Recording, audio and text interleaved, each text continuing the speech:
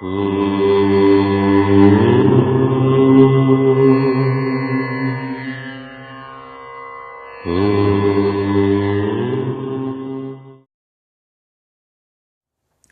I wanted to share 4 simple practices with guys that they can use to increase their virility and improve their mood and just get a better sense of well-being. For those of you that don't know me, I've been working in the yoga arena for about 12 years. I came to the yoga mat as a very aggressive alpha male and applied a gym mindset to this very delicate ancient practice.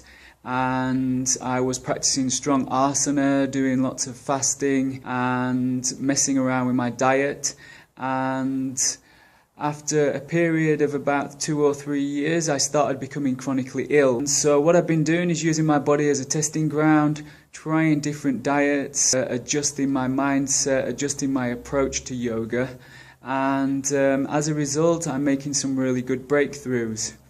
So my work's moving towards working with other guys, and I'm very passionate about supporting men with their yoga journey. So first thing that I found was that acceptance was a really big thing. Us men seem to do competition very well, and it's very difficult for us sometimes to accept who we are, and we're always finding that we're measuring ourselves with others and competing against other men and competing with ourselves. So, go on. It's really important that we're able to own where we're at, and if you've got depression and fatigue, then that's a really, really big thing for you to be able to own where you're at. So once we're able to own where we're at, then we're able to start sharing our truth with others. And I found it really beneficial to find a men's network. So I call this a truth network. And it's really important that we're able to reach out and communicate our truth. And that doesn't always happen with the group of friends that we hang out with. So like I said, men are very competitive. We follow sports, we follow blood sports. We're always trying to better ourselves, improve ourselves and measuring ourselves against each other.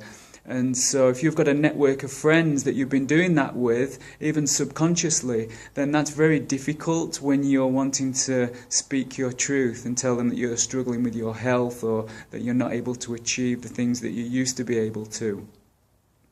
So I find a truth network of brothers is a really important thing to find. There's lots of men's networks out there, perhaps community groups in your area, or if not, certainly online. If you want some information for men's groups, then leave a message below. The next thing that's really, really important is that we get some time for ourselves, for self-care. And self-care can be a really difficult one for men because they sometimes feel it's selfish. They're too busy building their lives, supporting their families, and although they want to be better men, they want to be better lovers, better partners, better fathers, they just keep pushing forward and they think that achieving more is doing that, it's providing for their families. But what we do very well is run away. And so when the pressure starts boiling, we're very good at running away and hiding. I call this cave time. And cave time's really, really important. But what's equally as important is that we're able to communicate why we're going into cave time. And that's where I find working with the men's support networks, sharing ideas and learning other men's stories is able to help with that. So once we're in cave time and we've communicated to our loved ones why we need to be there, then it's really important that we meet the edge. And what I mean by that is that we're able to explore this dark space that we're in. And so sometimes we can run away, but there has to be growth. And what I find is when we meet the edge and we're able to process our emotions, then we have development. Sometimes we meet the edge when we're in business situations or in our everyday life and all we want to do is back off. That's very difficult for our loved ones or people close to us. And if we don't process things, then we don't get any development. So I find the edge a really important and beautiful place where we can explore who we are. And if you take a pen and paper and just go inward and ask some simple questions. How is my life? What would I like to achieve? What are my expectations? What is expected of me? But most importantly, how can I have the full expression of being a man in the life that I lead?